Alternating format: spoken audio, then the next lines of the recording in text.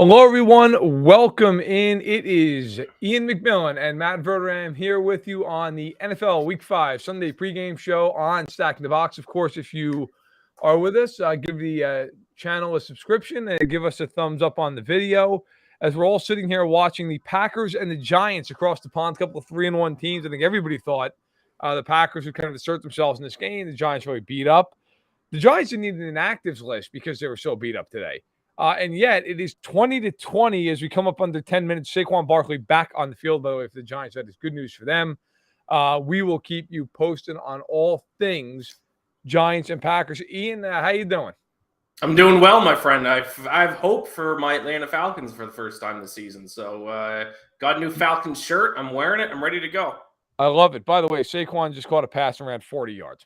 So, the Packers my buddy and I used to have this is really lame, but my buddy and I used to joke around, is the pack back or is the pack whack? Well, right now, the pack is incredibly whack as they are allowing the drive. I mean, Barkley caught a swing pass and nobody touched him for 40 yards. So that's not ideal. Darnell Savage got like half of a hand on him. That was about it. So, look, let's get into it. We got a full slate of games for Week 5, plenty of action to get to.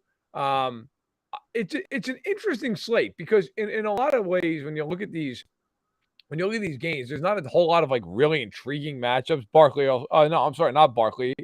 I'm sorry, I kind of caught this out of the corner of my eye, but another Giants back just went for 12 yards in the first down. So they are now inside the 10. Matt Breida. Okay, but let's get to the games that are going to go on later in the day. Let's of course start with the 1:00 games. And let's go to Foxborough, where Pat Patriot is making a triumphant return. It is the Patriots hosting the Detroit Lions. The Pats, a 3.5-point favorite. The over-under is 46.5. Who do you like in a game where both of these teams are desperate, sitting at 1-3?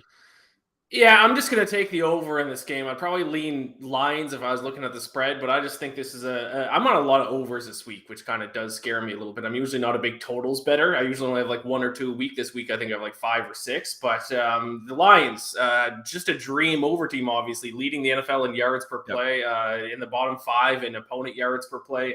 The over 6-0 in their games dating back to last season. Only team this season where the over is hitting all of their games.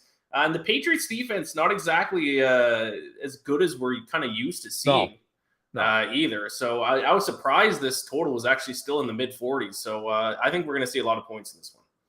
I am with you. By the way, the Giants third and goal inside the 1-yard line. I'm with you. I took the over as well. I got it 45.5. So I took the over. And I also agree with what you said. If I had to bet spread, I would have taken Detroit to cover. Like, I know that they've given up a ton of points, but Bailey Zappe's involved. I don't know how many points, but I think they're going to score enough that the over is still going to hit. And by the way, that play's coming back in the Giants. They got called for illegal formation. So this remains second and goal. And Brian Dable is I think about to commit a felony on the sideline. I'm with you. I'm taking the over. I think that's the right play here. The Lions score so many points every game that it feels like, they're not going to hit 30. And if they hit 30, well, it feels like the Pats are a good bet to get into the high 20s at minimum. So you'd clear the over by the end of the third quarter. I agree.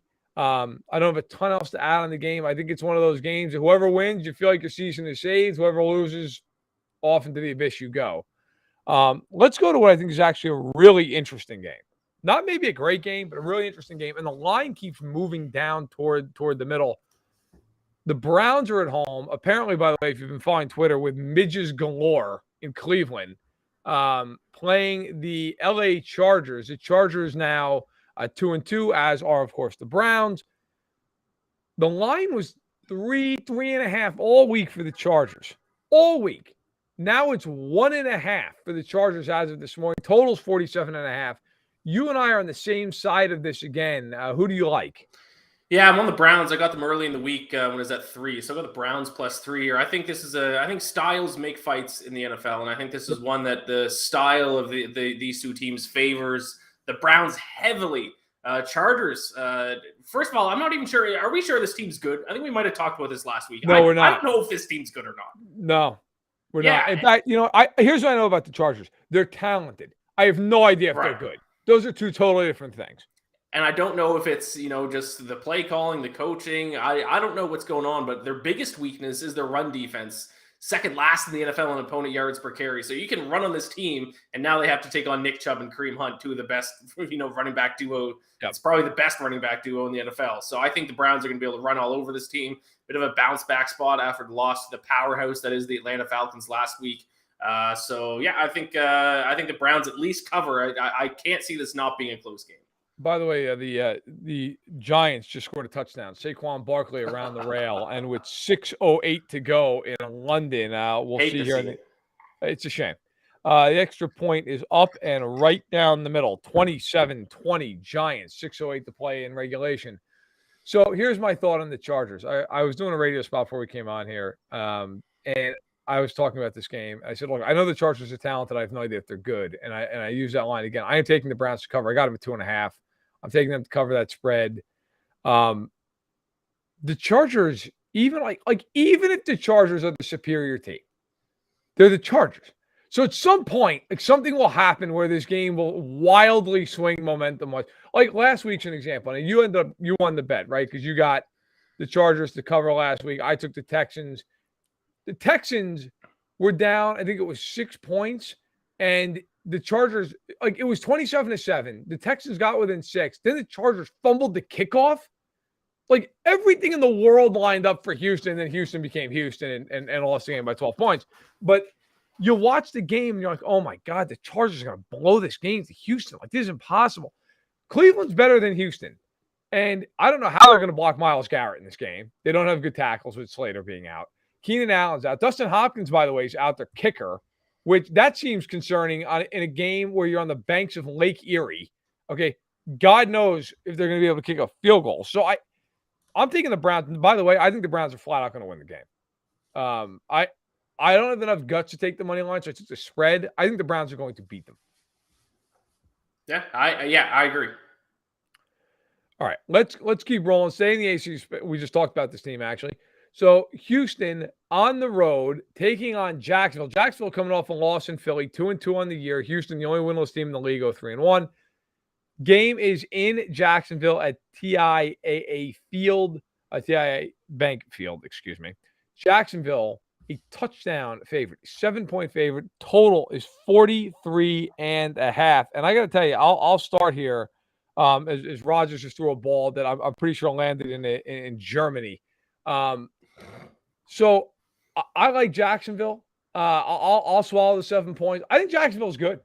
I think Jacksonville's a legitimately good team. I don't think they're great. I don't think they'll win the Super Bowl. I don't think they're going to go, 11-6.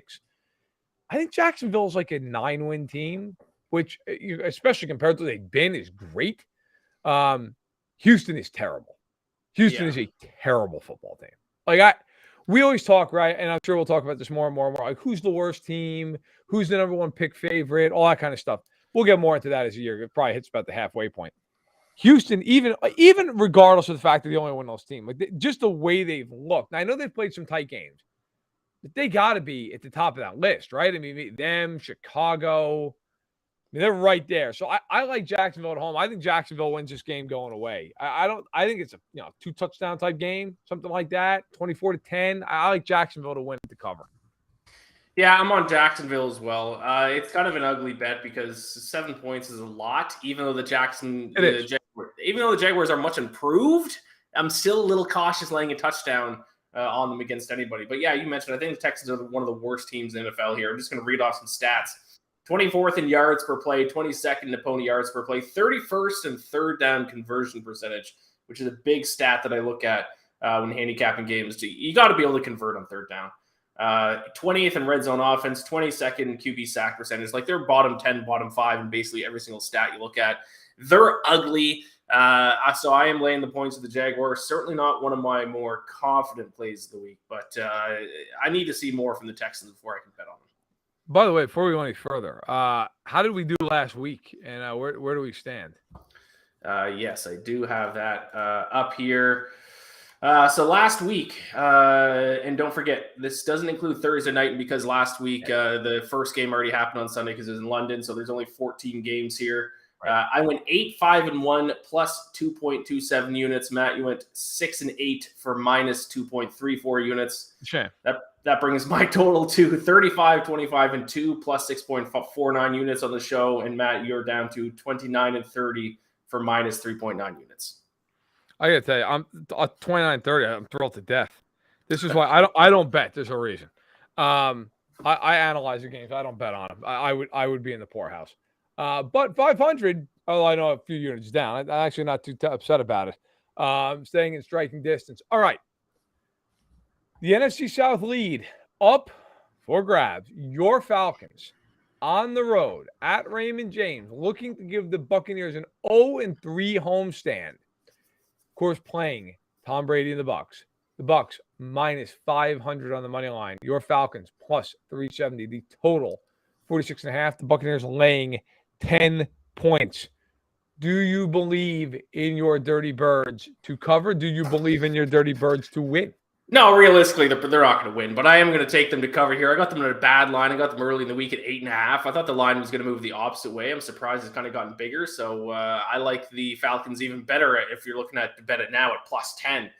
I think in order to lay this many points on a team, they have to be significantly better both on offense and on defense, and that's not the case for the Buccaneers. You can make the argument, yeah, maybe they have more talent. They have Tom Brady. They have better receivers.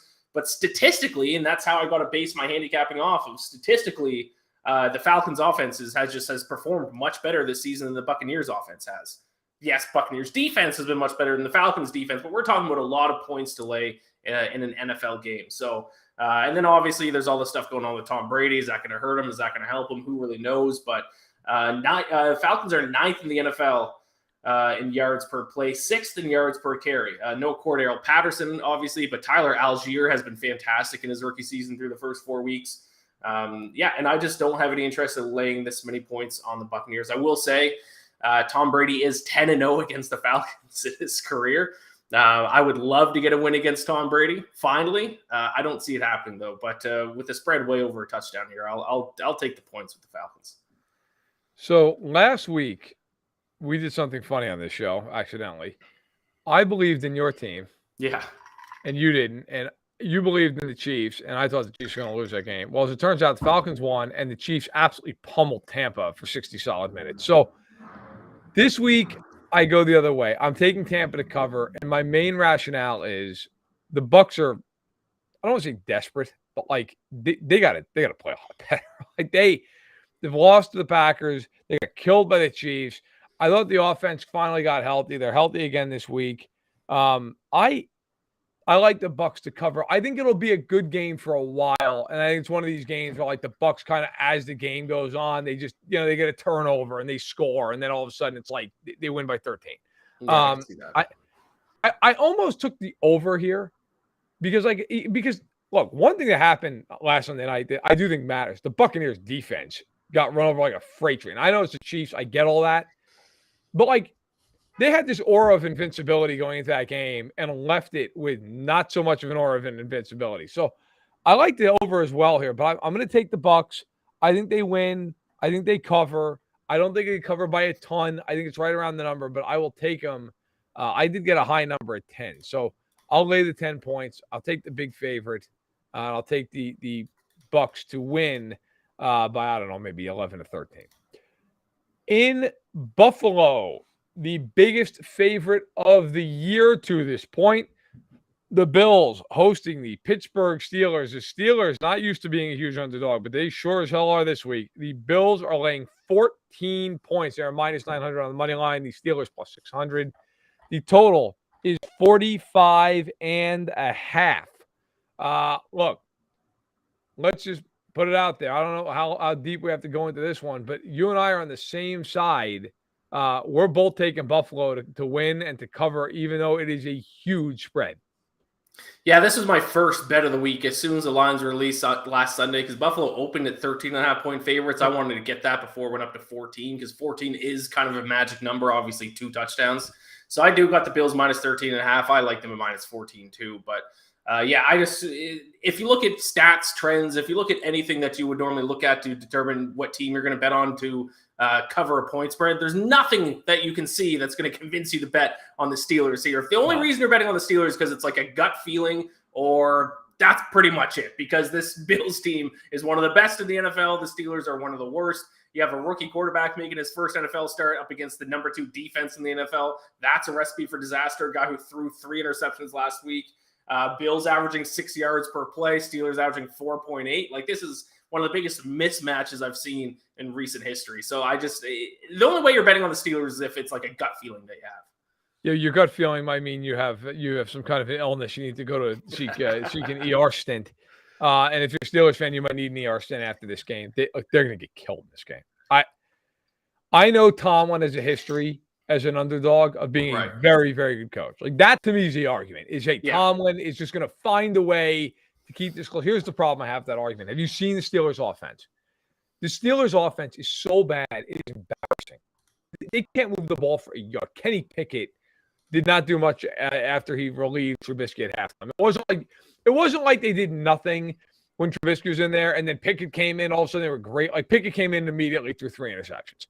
I know one was on a Hail Mary, so okay, fair enough. But he did not look good. The Steelers can't block. I don't know if you've been watching the Bills. They have a pass rush, so that's not exactly ideal. It's on the road. Here is the one path for Buffalo not to cover this game, in my opinion. Pittsburgh just getting to Allen throughout the game. The Bills, if they have one weakness, their offensive line's not great. It's not terrible, but it's just average. It's okay. That's the path. And frankly, without TJ Watt, the Steelers have not had a great pass rush. So I don't believe in that. I think they got the blitz, and if they blitz, who's covering? Like, who do they have at corner who you're like, oh, that guy's a great corner? I think Buffalo wins this game big.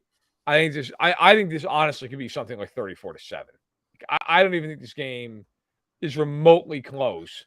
We'll see. Maybe we're all laughing at ourselves in 4 hours when, the Bills score 17 points and Kenny Pickett, goes for broke and they win. But I feel like this either goes like the Bills win by like 30 points or somehow like Pittsburgh wins the game outright. Like, just every weird thing in the book. But yeah, I'm on Buffalo all day long. All right, let's stay in the AFC East. The Jets are at home at 2-2, hosting the 3-1 Miami Dolphins. Now, of course, Miami's beat up. No Tua Tagovailoa. He is out with a concussion. Don't know how long he'll be out, but he's out certainly for this week. The Dolphins are 3.5-point favorites. That line hasn't moved really at all week long. The total's 45.5. How do you fall on the Jets and the Fins at the Meadowlands?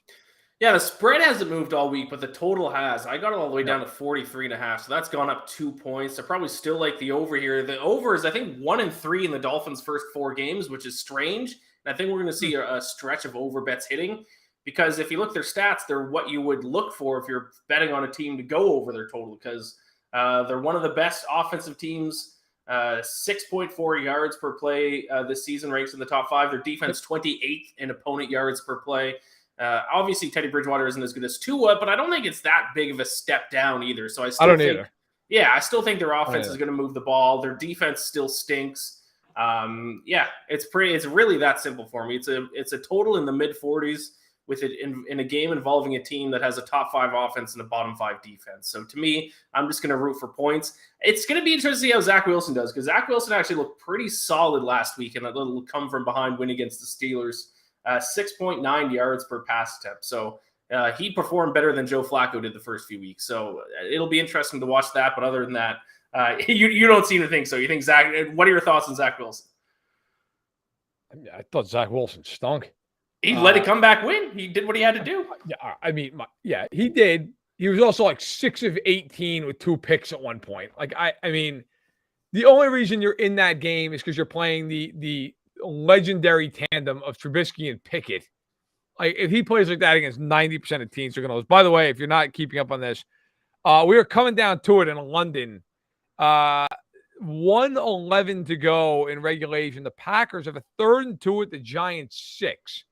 So high drama. We'll get right back to this Jets-Dolphins game. If the Packers score, do they go for 2? I don't think so. I think they're the better. I think when you're the better team, you take it to overtime. I agree with you. I'm with you, Lance, here. 3rd, and it's really about 1.5 yards, not to try to break every FCC rule in the book here. But I'm on third, Giants +8, so I'm laughing. I've won my bet at this point. well, So this Rodgers almost just got picked off. They batted it straight up in the air, and a linebacker dove, and if he had caught it, it would have been the end of the game. So now it is last chance saloon for the Packers at 4th and 2. But yeah, you're feeling good. Actually, I think took the Giants to cover this game. So of course I didn't actually bet real money. So what the hell does it matter? All right, I took for the Dolphins and Jets here quick. I took the over. I think it's going to be over 45.5. Look, the Dolphins have stunk defensively all year long. They have talent, so it's kind of weird. I don't get quite why. Maybe it's coaching change, different thing. I like the Dolphins to score a lot of points this game. I think the Jets will score enough too. I took the over. Or excuse me. Am I out of my mind? Let's look at the sheet here. No, I'm an idiot. I took the Jets +3.5. I actually love the over as well. And by the way, 4th down, pass got batted up in the air. Good night. Giants won. Giants win. Oh, what a disaster. Whoa, my God. You imagine you went all the way from friggin' Green Bay to London to lose that game. My buddy, by the way, just drank every Bloody Mary he's got in the house. Oh, my God. The Giants, I got to tell you, coming into this game, I'm a New Yorker. Like, all my buddies are Giants fans. I'm certainly not a Giants fan. I'm a Chiefs fan. But if the Chiefs aren't good like as they weren't most of my life growing up, I casually root for the Giants, so I'm very happy for them. By the way, Wink Martindale, God bless him. He brought 8 guys on that blitz. He brought every single guy that was in a man coverage. And they got up and they were able to deflect it. It was Xavier McKinney got a hand on it. They were going for a fade in the corner to Lazard, and it never got there. But no, what I was going to say is, I went into this day feeling like, all right, the Giants, like, fine. They're decent. I got to hand to the Giants. The Giants are, like, maybe better than I really gave them credit for. That's a real win to beat the Packers. It's a real game. And the flip side of that is, like, the Packers, what's going on? Like, you barely beat Bailey Zappi last week at home in overtime, and you can't beat the Giants? That's why I took the Giants to cover the spread, not to stay too long in this game, but it's like the Packers are the Packers they used to be, especially defensively. Everyone talks about how good the Packers defense is. They're not good. They're like average to below average defense so far this season. So I was one of those people who I picked the Packers to go to the Super Bowl. A, because I don't think anybody in the NFC is particularly great, but B, because I really felt like, look, they have 7 first-round picks on defense. Like, they've got to be decent. No, as it turns out, no, they're not. They're not. Like, they can't stop anybody unless they're the Bears. And the Giants in an odd decision are kneeling down on the ball inside their own 5-yard line, even though the Packers have 2 timeouts. So they're going to have to punt the ball back here.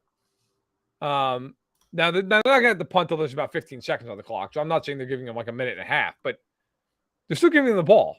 And they've got to punt out of their own end zone. So that's going to be interesting. Okay. But I took the Jets in this game here at +3.5. I thought I took the over. I like the over, so I like your bet. I think the Jets are going to cover this. I think they're going to lose by like a field goal. So I like the hook there.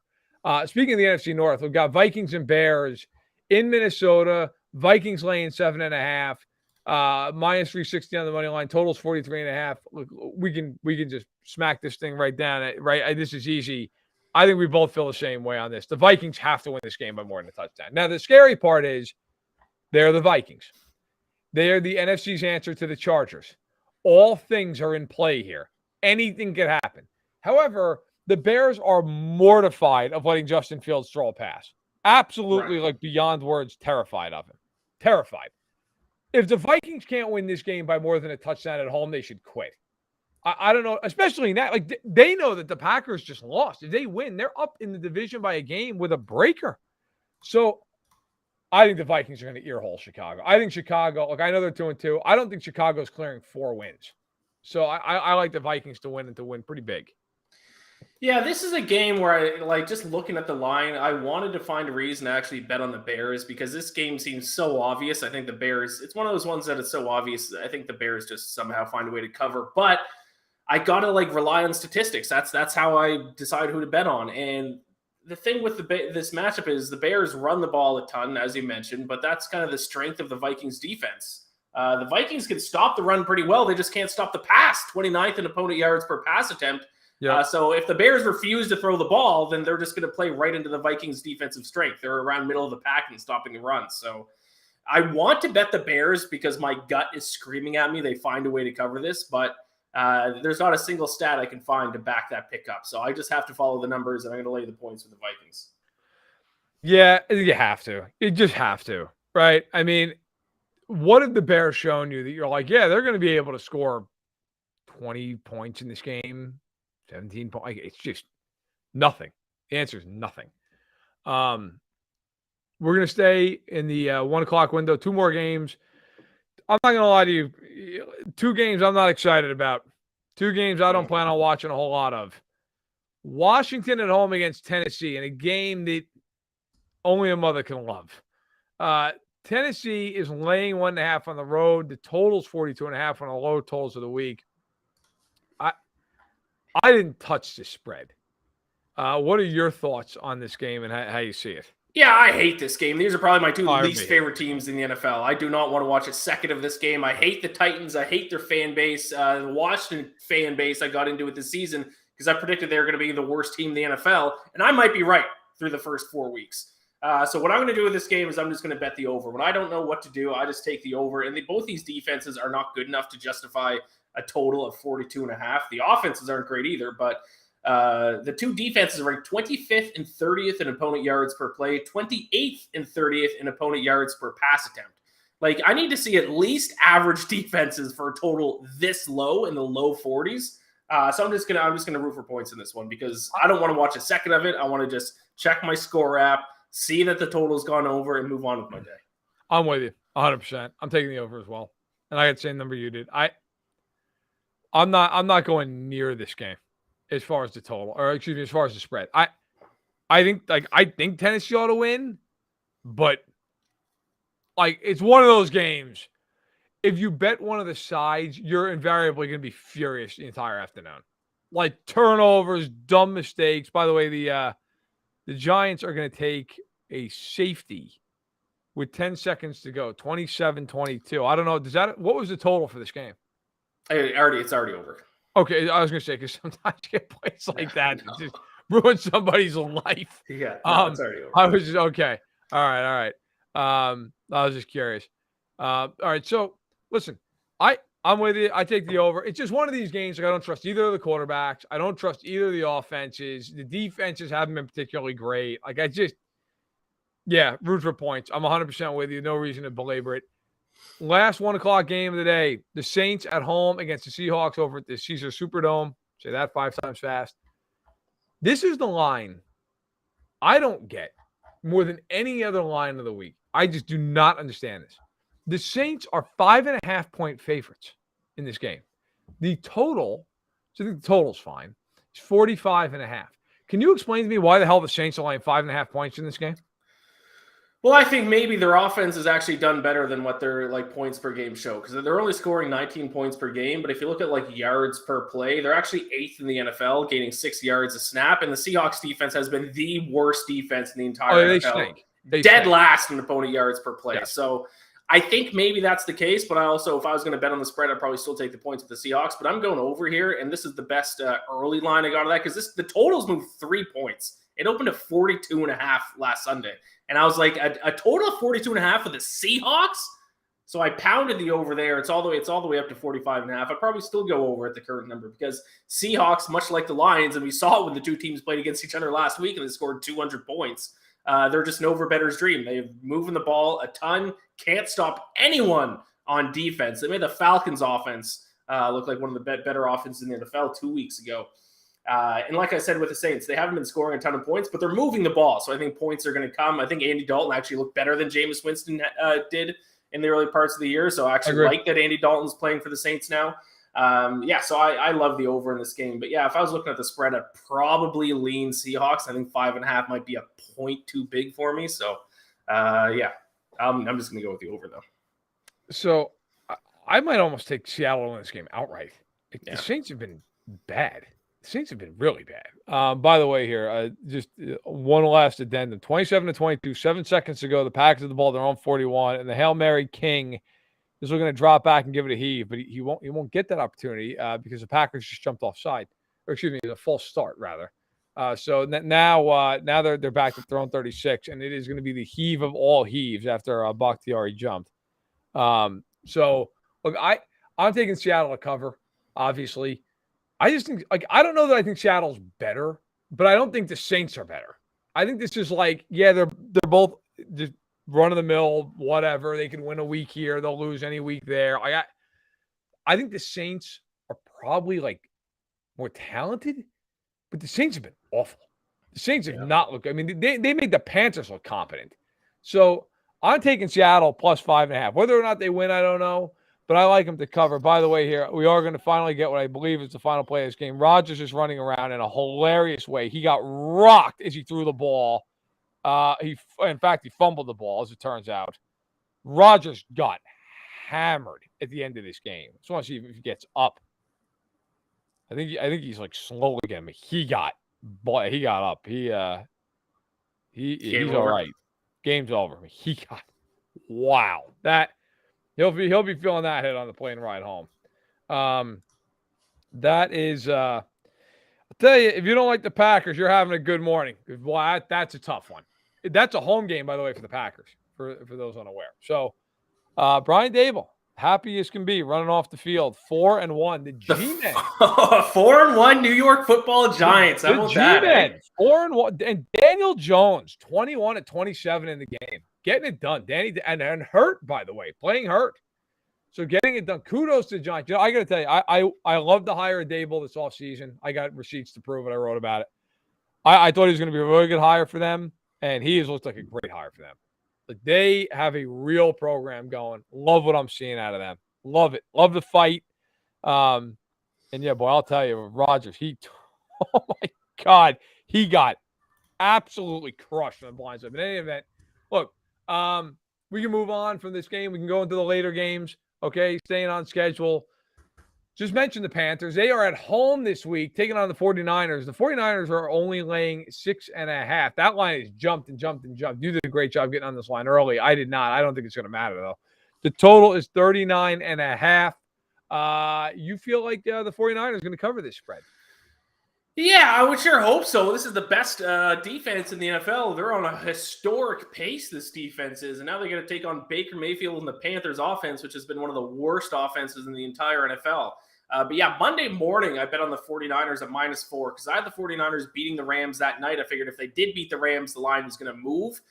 So I got it before that Monday Night Football game. Obviously, I ran the risk if there's any major injuries or if the 49ers lost. But I took a little bit of a risk. It paid off for me because it opened up Tuesday morning, up 2.5 points to 6.5. But anything under a touchdown, I like the 49ers here. Their defense is too dominant. They now have the highest sack percentage in the NFL. And the Panthers are, I believe, 28th in QB sacked percentage, giving up a sack on – had the number in front of me, I lost it. But they're giving up a ton of sacks, and now the 49ers have the best pass rush. They have the best defense. Their offense can look bad at times, like we saw 2 weeks ago against the Broncos, and the Panthers' defense is pretty decent as well. But I think if they score 14 points, then that's it. That's all they need to win this game. So I'll lay the points with the 49ers. And the 49ers are my survivor pool pick as well, if anyone's still in a survivor pool. Let me just be blunt about this. The Panthers suck. Yeah, they stink. The Panthers suck. That is a god-awful football team. By the way, their schedule next handful of weeks, the Niners, the Rams, and the Bucks, they're going to be 1-6. Okay? They stink. I would be willing to bet that Rhule is going to get fired after that stretch of games. Yeah, I was just going to say, I think Rhule is going to be the first coach fired this year. He has to be, right? I mean, and by the way, did you see, somebody, I saw this on, this is the Rich Eisen show, give credit. They played a clip of Matt Rhule. And some reporter asked him at a presser, have you been contacted by college teams about coaching vacancies? And he's like, I'm the Panthers head coach. It's like, that's not a no. Right. The word no was not involved there, as Eisen pointed out, but I also noticed immediately in watching that clip. There was no way, I'm not interested. It was almost like, I'm the Panthers coach, but I also know that real estate's about to be in my future. So hey, listen, if you're out there, Oklahoma, and you need a coach, after getting beat 49-0 by Texas. By the way, do you bet college games? Yeah. You know, okay, I wasn't sure if you're a college guy or not. The Big 12 Not a good conference. Like when they get to a bowl, when it's bowl season, just bet against whoever the hell's playing the Big 12 every week. I don't care who it is. Those teams are awful, awful. And yeah, I'm not as big of a college guy as I am NFL guy, but I do bet on it. But yeah, Big 12's bad. No, but by no means. I mean, I'm casual all day long with college, unless it's like we're talking about the NFL draft, because then they pay me to watch that stuff. But my God, man, you watch these games, and it's like Texas sucks and beat Oklahoma by 49 points. And then, like, locally here, Illinois, everybody's like, Illinois won. They beat Iowa. And, it's 9-6. Like, oh, my God. Like, it's just not even real teams. Paul Christ is out in Wisconsin. Like, what a disaster in the heartland. All right. I am with you, but I think the Niners are going to kill Carolina. I think, honest to God, I think they might beat them something like 27-3. Baker Mayfield's QBR is 15 right now. I don't know what you do with that. He is so bad. They played against the Cardinals last week, which has one of the worst. Like, I was on the Panthers because I was like, well, they can move the ball against the Cardinals, and they made the Cardinals look like the 85 Bears. Took the Cardinals money line. I knew better. I saw Baker. Look, I am to the point. They've played the Cardinals. They've played the Browns. Both those games at home, by the way. They've played the Saints, who are atrocious to this point in the year. I can't do anything. Cannot do anything. I can't even think of the fourth opponent. Who the hell? They beat the Saints. I don't even know the other game they lost to us. I mean, Giants. They lost to the Giants. Right. At MetLife. They've been bad, man. They have been bad. And by the way, just in case you're wondering how bad this could get, this is a home game for Carolina. Okay. The Giants game was the road game. Other than that, the Cardinals at home, the Browns at home. This is the fourth home game in 5 weeks, and they're 1-3 and can't score a point. So looking good, guys. Keep it up. All right, let's go late window, 425 window. Arizona at home against the undefeated Philadelphia Eagles. The 48.5, the highest of the day. The line is 5.5. I haven't seen it move at all. Maybe moved a touch at the beginning. But Philadelphia trying to run a truck at the 5-0. Arizona 2-2, and everybody's leading the NFC West. So co-leaders in the NFC West at 2-2. Do you like Arizona to cover, or do you think Philadelphia handles business? Yeah, the line moved half a point because I got the Eagles at -5 here. So it has moved half a point. But this is a game where it's all gut versus numbers for me because my gut is screaming at me to take the Cardinals because this just seems like a classic spot where a team nobody expects to win is going to at least make it close here. But like I've said a couple times, like I just need to follow the stats. That's what's got me here in the first place. I got to follow the numbers. And the Cardinals have stunk this season. 29th in yards per play, 27th in opponent yards per play. You signed Kyler Murray to this massive contract in the offseason. Now you're third last in the NFL, or fourth last in the NFL in yards per play. Your offense is atrocious. Defense isn't any better. And the Eagles, this 4-0 record that they have is not fraudulent. They're statistically also top 5 in both yards per play and opponent yards per play. I said in the offseason, the two things that need to happen for the Eagles to take the next step is they need to get a pass rush, and Jalen Hurts needs to take a significant step forward. Both of those things have happened through the first 4 weeks. Second in sack percentage so far this season are the Eagles. They have a pass rush. Jalen Hurts, MVP candidate through the first 4 weeks. I just love this Eagles team. I'll lay the points with them, but I will say my gut is screaming at me to take the Cardinals because this just seems like a result of a game that's not going to make any sense. So I got to tell you, I mentioned this a few times, so I'm a shameless plugger. I wrote about the Eagles offseason back in July, right before camp, and I talked to sources around the league and around the team, and I went deep into why they did what they did. I love their offseason. And the reason I wrote the piece, I thought they had the best offseason in football. And my favorite signing that any team made this entire offseason was Hassan Reddick. Nobody's more underrated as a pass rusher than Hassan Reddick. Nobody. I think in the last 2 years, like prior to the season, I think he had 23.5 sacks. And he's on 2 different teams doing it. And he's in his mid-20s. Like, why that guy doesn't get more shine, I have no idea. He's a really good player. And when you add him into a front that has Hargrave and Cox and Sweat and everybody, that's a real group up front. And offensively, they can give it to you. And defensively, too, they got corners. You got Slay and Bradbury with that pass rush, you're talking. Do I think the Eagles are perfect? No. Do I think they're the best team in football? Right now, I think you got to give it to them. Now, do I think they'll be the best team in football come January? I don't know. I'm taking Philly here. I had the same gut reaction as you did. I was going to say, you know what? Cardinals to cover. Look, at some point, Philly's going to lay an egg. It's on the road. It's cross country. The Cardinals are weird. Like they're talented, they're weird, but you know what? I'm gonna ride with Philly until the wheels fall off here. I'm just gonna take him. I'm gonna take him again. And it's one of those games too. If you're betting real money, right? If you bet this game and you're like, I got a gut feeling on the Cardinals, and then the Eagles drive right down the field and score a touchdown, you're like, son of a bitch. Right. Like, why? Why in the world did I do that? You're in deep emotional pain the entire rest of the day. So I'm with you. I'm riding Philly. I got him at 5.5. I take him at 5.5. All right. Let's go to the last game in the 425 slot, 4 o'clock window. The Rams at home in what is going to be a road game for the Rams against the Cowboys. This is a game you and I are on opposite sides of. The Rams are currently favored by 5.5 of them, 4.5 total, 42.5. Of course, the Rams are 2-2. The Cowboys are 3-1. Cooper Rush is starting again. He is 3-0 to this point in the year. The Rams coming off of a loss. What say you about the Cowboys and the Rams at SoFi?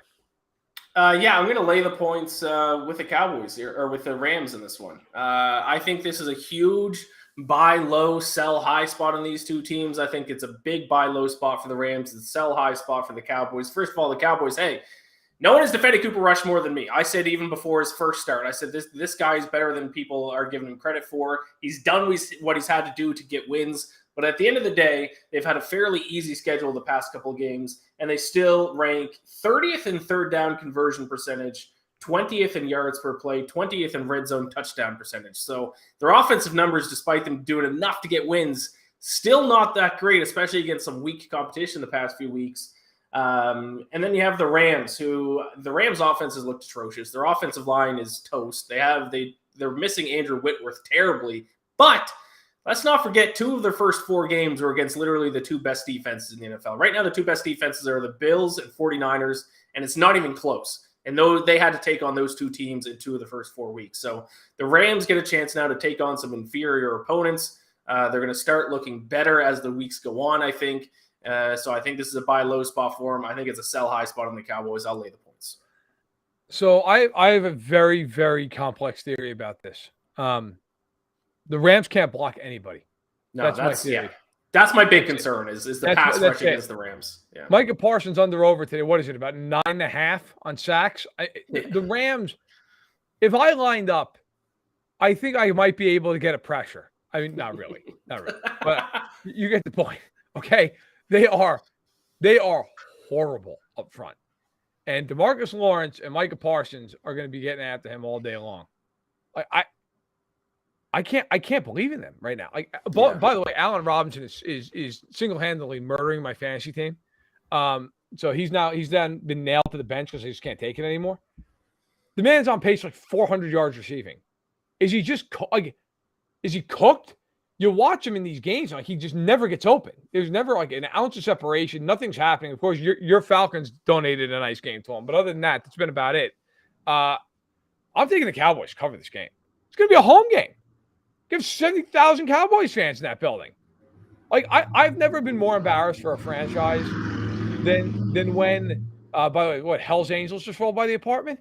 Yeah, pretty much. Okay, fair enough. By the way, you're up in Toronto, correct? No, I'm in New York. I'm in Manhattan. Oh, you're in New York. I'm sorry. I knew you're Canadian. For some reason, I thought in my head. Oh, I know why. I'm sorry. I don't mean to bring this up, but I thought so because I know you're a Blue Jays fan. Yes. I'm sorry.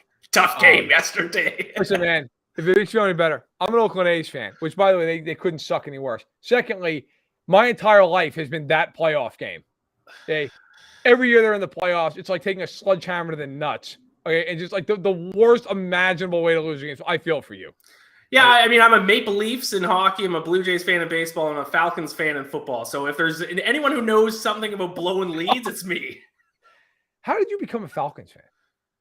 When I started watching football, I created a player in Madden, the video game, put him in the draft, and said whatever team drafts my player. And this is back in 2004, and the Falcons drafted him. So I started cheering for him. And there's no Canadian NFL team, right? So you have to choose someone. You should file a lawsuit against EA Sports. Yeah. Oh my God. Yeah, it's tough. Well, but are you from Toronto? No, I'm from the East Coast. I'm from Nova Scotia. Oh, okay. I was just curious because of Maple Leafs, and I got you. I will say that I've been to Toronto about a half dozen times. It's my favorite city in the world to visit. I love Toronto. I was there in the summer for a bit. I do like Toronto. Yes, it's a great city. Nice city. But yeah, man, you guys, deep pain. All right, look, Yeah, Dallas 5.5. I just think I don't know if they're going to win outright because I don't know that the Cowboys can block Aaron Donald and company either. But the Rams just right now, it's just a whole lot of, hey, where's Cooper Kupp? Let's fire it to him. I don't know. Is anyone else alive? No, not really. It's Cooper Kupp or it's Ben Skoranek. Well, Coop, hope you're open, bud, because here it comes. 27 times a game. I'll take the Cowboys to cover. All right. Sunday Night Football. This to me is the best game of the entire day. Yeah. AFC North clash. The Ravens at home taking on the Cincinnati Bengals, both teams 2-2. Could be for the outright lead in the division, depending on what happens with Cleveland. Could also just be for a share of the lead with Cleveland if Cleveland's to win against the Chargers.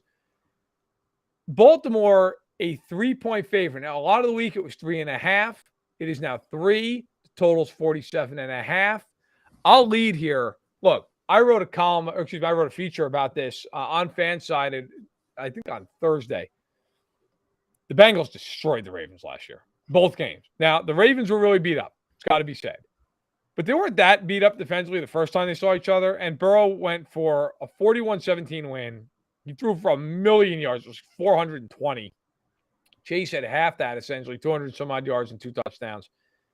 The Bengals just torched them over and over and over. Now, different defensive coordinator, not going to blitz as much if you're Baltimore. I understand all that. The Ravens' defense has been atrocious this year. If they can't force a turnover, they can't get off the field. They can't stop anybody. So I really like the Bengals. I think it's going to be a close game. I'm taking the Bengals plus 3.5. And I'll tell you what, I didn't have the guts, although I think I actually did my pick, so I don't know what the hell's wrong with me. But I think the Bengals are probably going to win the game. But I took the Bengals to cover. I took the safer bet, plus 3.5. I think the Bengals are going to win, but I love them getting 3 and a hook. Yeah, I agree with you, and I did have the guts to take him to win outright. This is my upset of the week. I'm taking Bengals. I got them when the line was a little bit better earlier in the week, plus 155 here. But yeah, I think the biggest thing, and you kind of alluded to this, is the difference in the two defenses. Ravens' defense has been terrible so far this season. Cincinnati's defense, surprisingly good. I think they're like 11th in opponent yards per play, so top half of the NFL. And the biggest kryptonite for the Bengals, we all know this by now, has been their pass protection so far this season. But the Ravens are 28th in sack percentage, so they're not really getting much of a pass rush. So that shouldn't hurt the Bengals too bad. But yeah, I think the Bengals offense is starting to get a little bit of momentum now, but it's just the two defenses are night and day. So I'll back the team with a much better defense. Bengals plus 155. I think the Bengals is better. Yeah, I think they're a better team. And this coming from somebody who, by the way, I think Baltimore's a good team. I picked Baltimore in the preseason to win double-digit games, to be right there. I thought they would win enough to be a wild card team. And I still think that. The Ravens, the thing that scares the hell out of me with the Ravens is everything has to be done by Lamar. Everything. Yeah. Can't stop anybody. He's clearly their best runner. Obviously, he's going to be throwing the ball. If they don't just get everything out of him, if he doesn't combine for 400 yards, they can't win. And against good teams, that doesn't play. That doesn't work. I'm not saying you can't win a game like that, but you're not going to win consistently against good teams playing like that. You're not. They scored 20 points against the Bills largely because they got 2 gift turnovers. Okay, on the plus side of the field, they couldn't do shit the whole rest of the game. Couldn't do anything. Couldn't score a point in the second half. Lamar threw for less than 40 yards in the second half. Yeah, I don't care who you are. If you're the only guy that can beat the other team for 60 minutes, at some point the other defensive coordinator goes, guys, number 8, he's pretty decent. We might want to keep an extra guy on him. Okay, the game's over because DeMarcus Robinson is your number 1 receiver anytime Bateman's covered. Not good. All right, let's finish her off with the game everybody's waiting to hear. Of course, I'm sure. Chiefs, Monday Night Football, coming off the big win. I never doubted it for a minute. They are at home for the next 5 weeks, by the way. They're at home. They're at home against the Raiders. The Chiefs laying 7.5. The total's highest of the week, 51.5.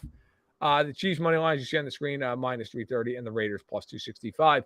And you and I are on opposite ends of the spectrum here.